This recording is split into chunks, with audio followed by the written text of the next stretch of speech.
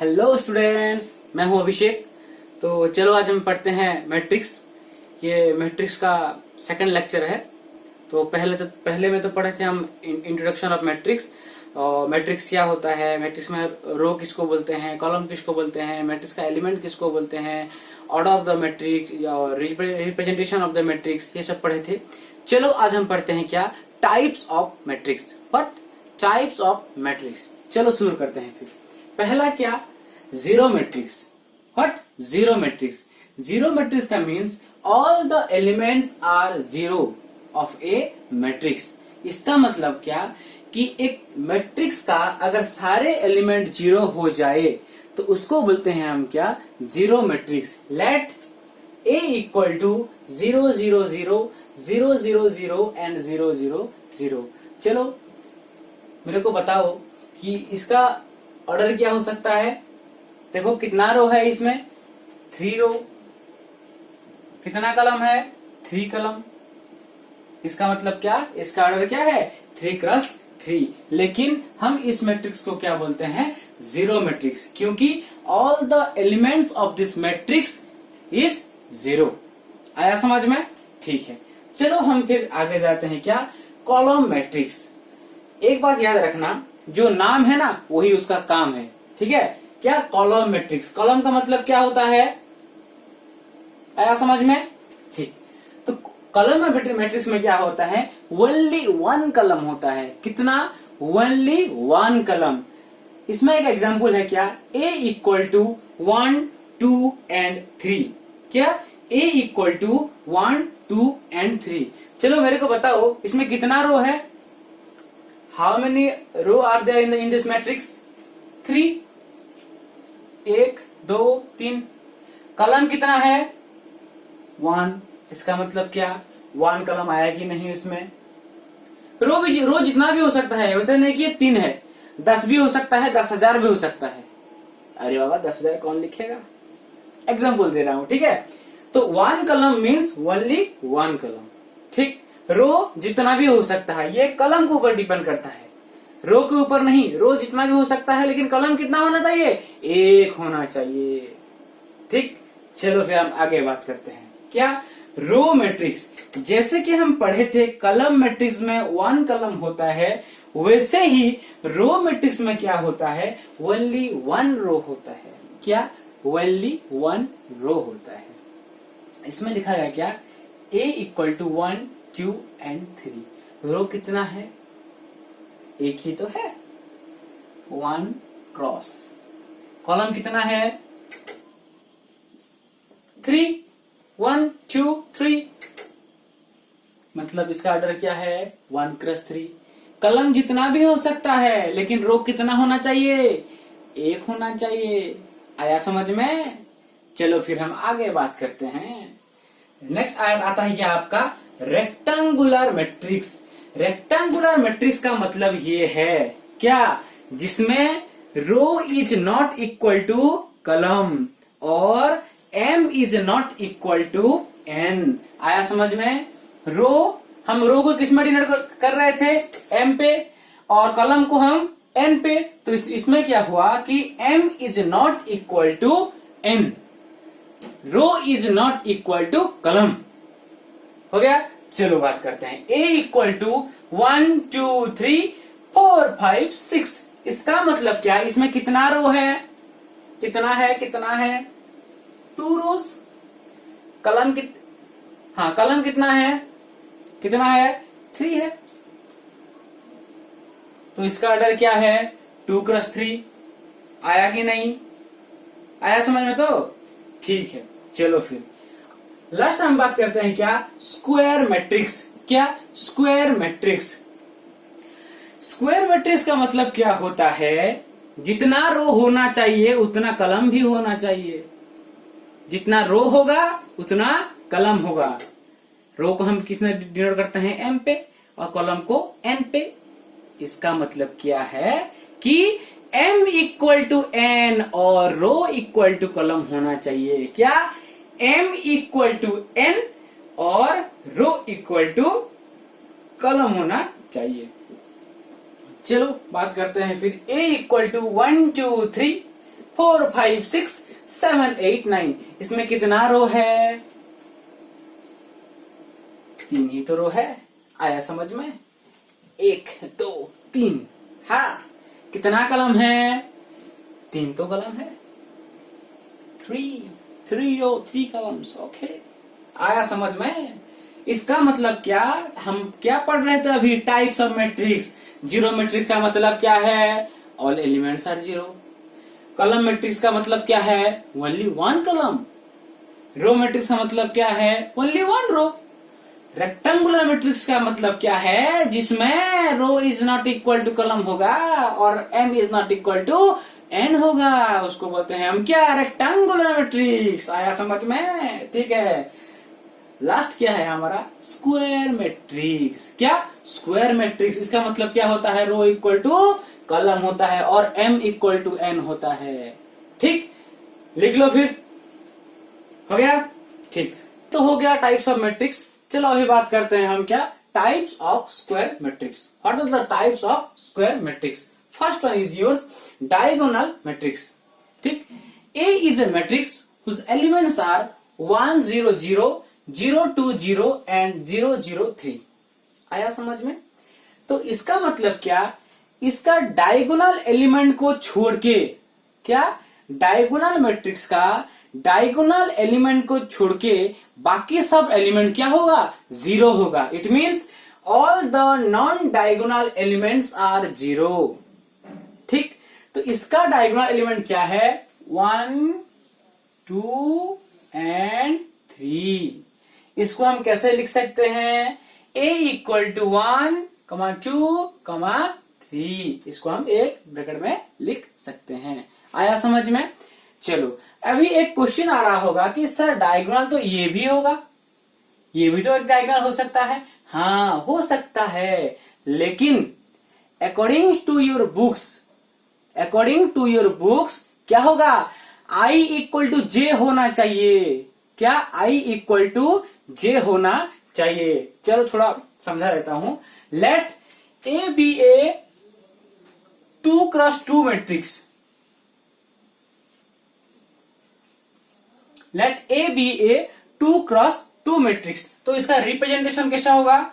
A11 A12 A21 A22 ये होगा। तो फिर इसका डायगोनल क्या होगा? मतलब i इक्वल टू जे और i इक्वल टू जे, ये दोनों क्या होगा उसका? डायगोनल।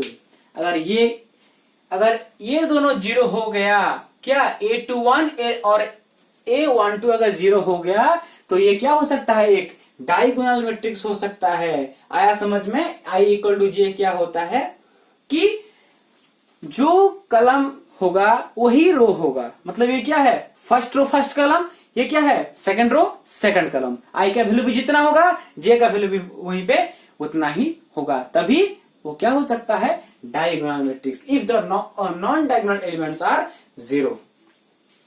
आया समझ में? ठीक है, चलो फिर नेक्स्ट बात करते हैं scalar matrix. What is scalar matrix? Let A is a matrix of elements are 2 0 0 0 2 0 0 0 2। आया समझ में?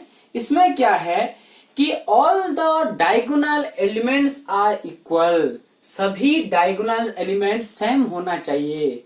एंड द अदर और non diagonal elements are zero. इसका मतलब क्या? हम स्केलर मैट्रिक्स को डायगोनल मैट्रिक्स भी बोल सकते हैं। आया समझ में? आया। चलो एक बार और बताता हूं कि स्केलर मैट्रिक्स क्या है? All the diagonal elements are equal. जिस मैट्रिक्स का सभी डायगोनल एलिमेंट्स सेम होता है उसको बोलते हैं क्या? Scalar matrix. ठीक है, तो इसमें क्या है? डायगोनल क्या है इसमें? 2 2 एंड 2 सेम है कि नहीं? आया समझ में? ठीक, चलो हम बात करते हैं the third type of square matrix. क्या? The identity matrix. What is identity matrix? ठीक है, चलो आइडेंटिटी मैट्रिक्स का मतलब क्या है? All diagonal value are 1। इसका मतलब क्या? सभी डायगोनल एलिमेंट्स का वैल्यू क्या होना चाहिए? 1 होना चाहिए। ठीक, 1 0 0 0 1 0 एंड 0 0 1। ठीक है, लिख लो फिर। अभी हम बात करते हैं क्या, upper triangular matrix and lower triangular matrix. चलो पहले हम बात करते हैं किसके ऊपर, upper triangular matrix. Let A be a matrix, अगर उसका वैल्यू क्या होगा 1 2 3 0 4 5 0 0 6, इसका मतलब क्या है, ये ही क्या है आपका अपर ट्रायंगुलर मैट्रिक्स। क्या, अपर ट्रायंगुलर मैट्रिक्स। क्यों, देखो ये जो मैट्रिक्स है ना, इसमें दो ट्रायंगल फॉर्मेशन हो रहा है। एक ये होता है और एक ये नीचे वाला होगा। ठीक, आया समझ में। तो अगर अपर ट्रायंगल का वैल्यू छोड़ के अगर नीचे का वैल्यू 0 हो जाएगा तो उसको हम बोलते हैं क्या, अपर ट्रायंगुलर मैट्रिक्स। इसका मतलब क्या, ऊपर में जो ट्रायंगल है, अपर में जो ट्रायंगल है उसका वैल्यू 0 नहीं होना चाहिए, लेकिन नीचे जो ट्रायंगल है उसका सभी वैल्यू क्या होना चाहिए, 0 होना चाहिए, है कि नहीं, 0 0 0। इसको बोलते हैं क्या हम, अपर ट्रायंगुलर मैट्रिक्स। आया समझ में। चलो हम बात करते हैं क्या, लोअर ट्रायंगुलर मैट्रिक्स। इसमें क्या होगा, let A is equal to, क्या होगा बोलो, 1 0 0 2 3 0 4 5 6। ये एक मैट्रिक्स है, ये थोड़ा गलत हो गया, अरे बाबा रे। ये मैट्रिक्स है, हाँ है। इसमें एलिमेंट्स है, हाँ है। मैट्रिक्स में तो एलिमेंट्स होता ही है। आया समझ में। ठीक है, चलो। तो इसका मतलब क्या, लोअर ट्रायंगुलर मैट्रिक्स का मतलब क्या, देखो इसमें एक लोअर ट्रायंगल है। क्या, लोअर ट्रायंगल। थोड़ा गलत हो गया। ठीक है, इसमें क्या है, लोअर ट्रायंगल है। अगर लोअर ट्रायंगल के छोड़ के अगर अपर ट्रायंगल का सभी एलिमेंट 0 हो जाए तो उसको बोलते हैं हम क्या, लोअर ट्रायंगुलर मैट्रिक्स। आया समझ में, आया। चलो और एक बात पहले से बताता हूं, किससे, अपर ट्रायंगुलर मैट्रिक्स से, कि अगर एक मैट्रिक्स का अपर ट्रायंगुलर वैल्यू को छोड़ के अगर लोअर ट्रायंगल का वैल्यू अगर 0 हो जाए तो उसको हम बोलते हैं क्या, अपर ट्रायंगुलर मैट्रिक्स। आया। तो उसका बात क्या है कि लोअर ट्रायंगुलर मैट्रिक्स, उसका अपोजिट क्या है, लोअर ट्रायंगुलर मैट्रिक्स। इसमें क्या होगा, लोअर ट्रायंगल को छोड़ के अगर अपर ट्रायंगल का क्या वैल्यू अगर 0 हो जाए तो उसको बोलते हैं हम क्या, लोअर ट्रायंगुलर मैट्रिक्स। ठीक है, लिख लो फिर। तो बात करते हैं किसके ऊपर, इक्वालिटी ऑफ मैट्रिक्स। क्या, ये तो हमारा तो पहले खत्म हो चुका है कि टाइप्स ऑफ मैट्रिक्स, एंड उसके बाद खत्म हुआ क्या, the types of square matrix. चलो हम अभी बात करते हैं किसके ऊपर, इक्वालिटी ऑफ मैट्रिक्स। ठीक है, इसमें दो कंडीशन है। कितना, दो कंडीशन होता है। पहला वाला क्या, two matrix are equal if their order should be same. ये थोड़ा रह गया है। ठीक है, चलो क्या, two matrix are equal if the order should be same. इसका मतलब क्या, दो मैट्रिक्स सेम होगा अगर उसका क्या, ऑर्डर भी सेम होगा। अगर ऑर्डर सेम हुआ तो मैट्रिक्स क्या होगा, सेम हो सकता है। चलो दूसरा क्या है, दूसरा condition, their corresponding elements should be equal. उसका क्या, कॉरेस्पॉन्डिंग एलिमेंट्स क्या होना चाहिए, इक्वल होना चाहिए। कि कॉरेस्पॉन्डिंग एलिमेंट्स का मतलब क्या होता है, लेट अगर एक मैट्रिक्स का A11 जितना होगा और एक मैट्रिक्स का भी A11 उतना ही होना चाहिए। चलो फिर बात कर लेते हैं। पहला वाला क्या, ऑर्डर सेम होना चाहिए। ठीक है, हम लिए हैं क्या, A equal to 1 2 3 4 and B equal to 1 2 3 4 लिए हैं। चलो फिर बताओ मेरे को, A का ऑर्डर कितना होगा, कितना रो है, 2 रो है, क्रॉस कितना कलम है, 2 कलम है। बी में क्या होगा, कितना रो है, कितना रो है, 2 ही तो रो है। कितना कलम है, 2 कॉलम्स, कितना 2 कॉलम्स है कि नहीं, इतना आया समझ में।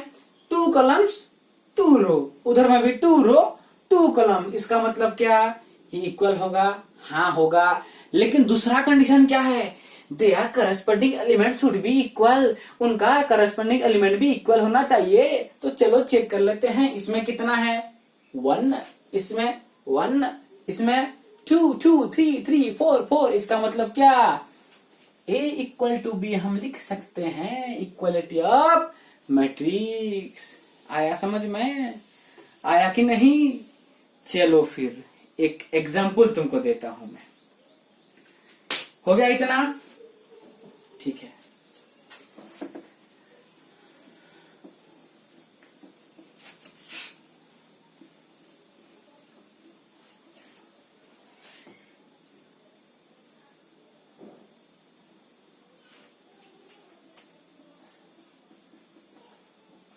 Find the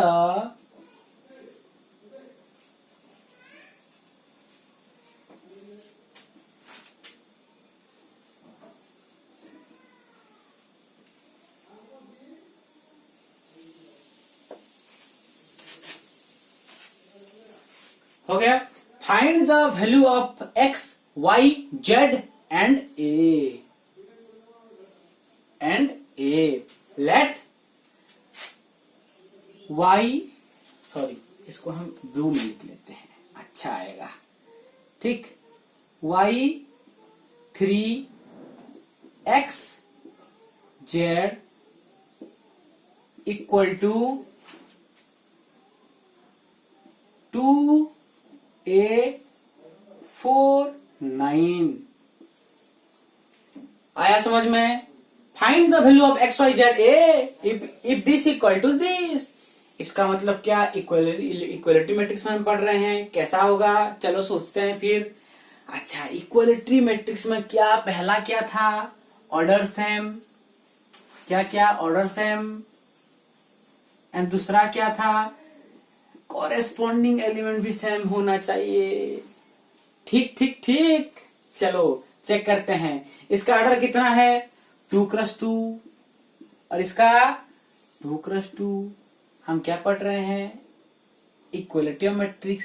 इसका मतलब क्या होगा, ये equal to this equal to this होना चाहिए, हाँ या ना। y इक्वल टू 2 होना चाहिए, तो y इक्वल टू 2। उसके बाद क्या होगा, a इक्वल टू 3। उसके बाद क्या होगा, x इक्वल टू 4। उसके बाद क्या होगा, z इक्वल टू 9। हुआ कि नहीं। Find the value of x y z a, y equal to 2, a equal to 3, x equal to 4, z equal to 9। आया समझ में, पक्का।